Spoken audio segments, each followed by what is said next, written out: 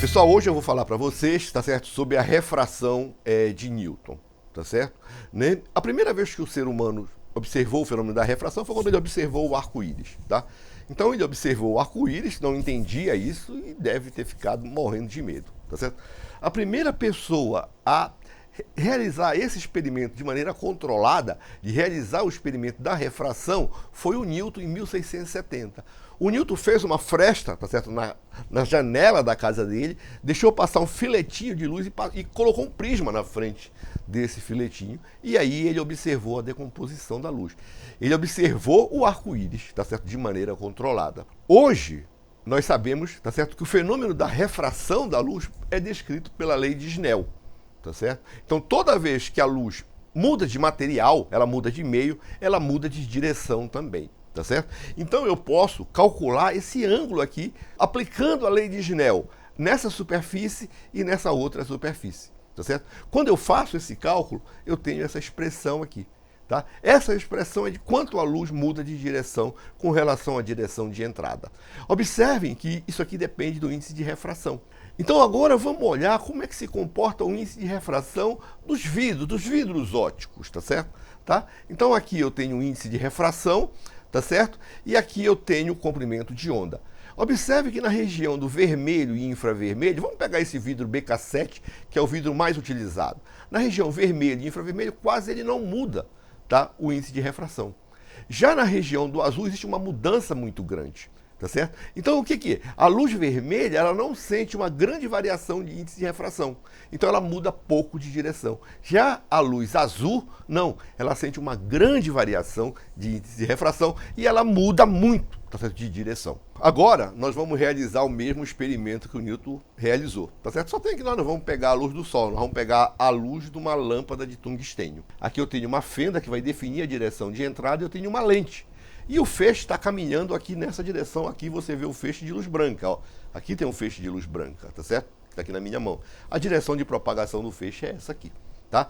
Agora eu vou introduzir o prisma. O prisma está aqui, mas ele está fora do feixe. O feixe está passando por aqui. Ó. Tá certo? Eu vou empurrar o prisma para lá, mexendo nesse estágio. E agora a gente vai observar a decomposição da luz aqui. Tá certo? Tá?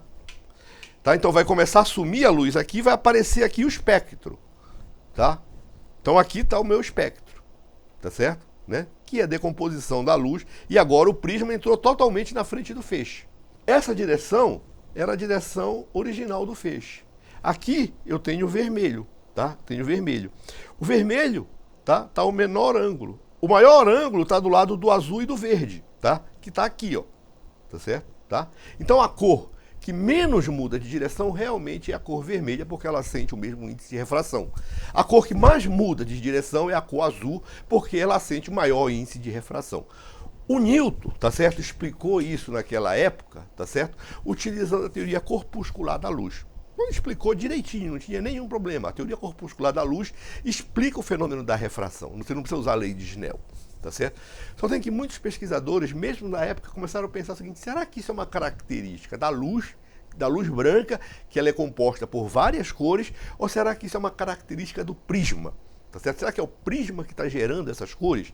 E aí o Newton realizou um outro experimento, tá certo? Que foi colocar um segundo prisma na frente do primeiro. Esse prisma teria que ser colocado num ângulo adequado, de modo que ele junte todas as cores de novo e aí teria que sair luz branca. Se isso aí fosse um efeito do prisma, você teria um efeito no primeiro prisma, um efeito no segundo prisma, teria a soma dos efeitos, tá certo? Então agora aqui eu tenho um prisma, tá certo? E eu vou colocar ele aqui na frente, tá? Só para vocês verem, eu vou colocar ele aqui, ó, assim, ó, tá? E aí a gente vai ver ainda o que vai acontecer. Então agora eu vou apagar a luz e vou colocar o feixe. Então olha, aqui está o espectro, tá certo? E aqui não está aparecendo nada, tá certo? Não tem mais luz aqui. E agora eu vou colocar esse prisma aqui, tá certo? De maneira adequada, tá? Tá aqui. Apareceu a luz branca aqui e desapareceu o espectro aqui, tá certo? Se eu tiro ele, volta a aparecer o espectro aqui. Vou deixar ele aqui, tá certo? aparece a luz branca aqui, tá?